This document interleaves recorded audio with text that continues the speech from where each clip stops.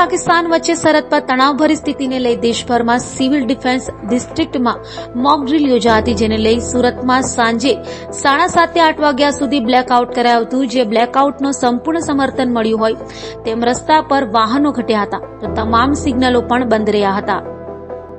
જમ્મુ કાશ્મીરના પહેલગામ આતંકી હુમલાની ઘટના બાદ પાકિસ્તાન સરહદ પર તણાવભરી સ્થિતિ સર્જાઈ છે. પાકિસ્તાન તરફથી સતત સીઝફાયરનું ઉલ્લંઘન કરાઈ રહ્યું છે, ત્યારે દેશના સિવિલ ડિફેન્સ ડિસ્ટ્રિક્ટમાં બુધવાર 7 મેના રોજ મોકડ્રીલનું આયોજન કરાયું હતું, જેમાં બપોરે 4 વાગ્યે સાયરન વગાડવામાં આવ્યા બાદ મોકડ્રીલ યોજાઈ હતી. તો સાંજે 7:30 વાગતા જ અડધો કલાક માટે 8 વાગ્યા સુધી બ્લેકઆઉટ કરવામાં આવ્યું હતું. લોકોએ લાઇટો બંધ કરી બ્લેકઆઉટને સમર્થન આપ્યું હતું.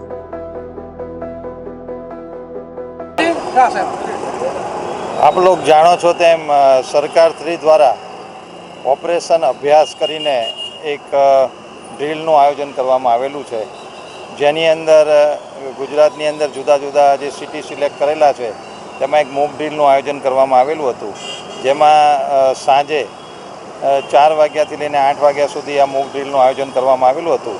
જેમાં પર્ટિક્યુલરલી સાંજે 7:30 થી 8 વાગે જ્યારે અંધારું થાય ત્યારે તમામ લોકોએ પોતાની લાઇટો બંધ રાખી અને બ્લેકઆઉટ એટલે જે અંધારપટ કહીએ એનું સરકારશ્રી દ્વારા સૂચન હતું.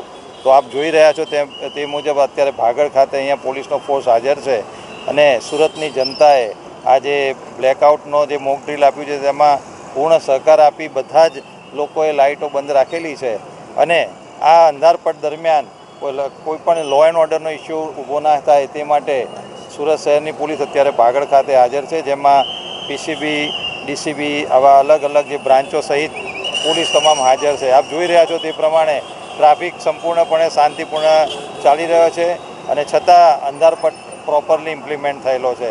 તો આ એક સરકારશ્રીનો એક અભ્યાસનો પ્રોગ્રામ હતો જે આજે અહીંયા સક્સેસપૂર્ણ દેખાઈ રહેલો છે અને પ્રજાએ આની અંદર પૂર્ણ રીતે સહકાર આપેલો છે. Okay, thank you.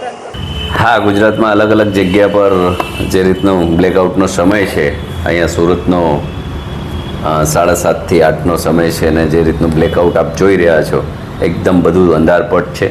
સરકારની જે કંઈ ગાઈડલાઈનો છે તમામ ઘરો બંધ રાખવાની, લાઇટો તો બધાની લાઇટો બંધ છે ને એકદમ આખી સરકારી જેટલી પણ કચેરીઓ હોય, કોઈ એવી ફેક્ટરીઓ હોય, તમામની લાઇટો બંધ છે, બિલકુલ લાઇટ દેખાતી નથી. આવું સરકાર જ્યારે પણ આદેશ આપતો હોય, યુદ્ધની જ્યારે સ્થિતિ હોય ત્યારે ચોક્કસ તમામ નાગરિકોએ પાલન કરવું જોઈએ, જેથી આપણો જે દુશ્મન દેશ હોય એ ક્યારેય એવું આપણને ટાર્ગેટ ન કરી શકે. એટલે સરકારની જે ગાઈડલાઇન છે એ બધા પાલન કરી રહ્યા છે અને આપ જુઓ એકદમ કે રોડ પર જાણે સન્નાટો હોય અને બ્લેક બધું લાગી રહ્યું છે. કોઈ આવું તો ક્યારેય અમે વર્ષો થઈ ગયા, 45 વર્ષ થઈ ગયા, અમે ક્યારેય નથી જોયું અને જે રીતનું હાલ જે સિચ્યુએશન છે એનાથી અમને પણ અચરજ થઈ. અડધો કલાક સુધી બ્લેકડાઉન રહ્યું, કેવું લાગ્યું તમને? એકદમ ડિફરન્ટ. આવું મેં તમને કીધું કે મારી લાઈફમાં મેં નથી જોયું ક્યારે કે આવું બ્લેકઆઉટ હોય. એટલે યુદ્ધની સ્થિતિમાં આવી રીતના બધું પાલન કરવાનું હોય, પણ જે સરકારનો ઓર્ડર છે એનું અમે પાલન કરી રહ્યા છીએ અને જે કંઈ છે એનું પાલન કરવું જોઈએ.